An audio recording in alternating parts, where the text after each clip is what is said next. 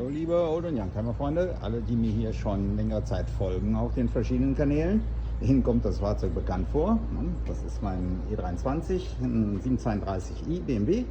Und da hatte ich ja das extreme Problem mit den quietschenden Lüftern, die auch nicht mehr weggingen, mit Ölen. Da liegt das Corpus Delicti, der alte Lüftermotor. Den habe ich in mühsamer Kleinarbeit dann ausgebaut und habe jetzt, wie versprochen, den neuen Lüfter eingebaut. Und er schafft es sogar ohne Quietschen. Größtes Problem bis jetzt sind ganz klar hier die Gehäuse, ja, die Gehäuseschalen.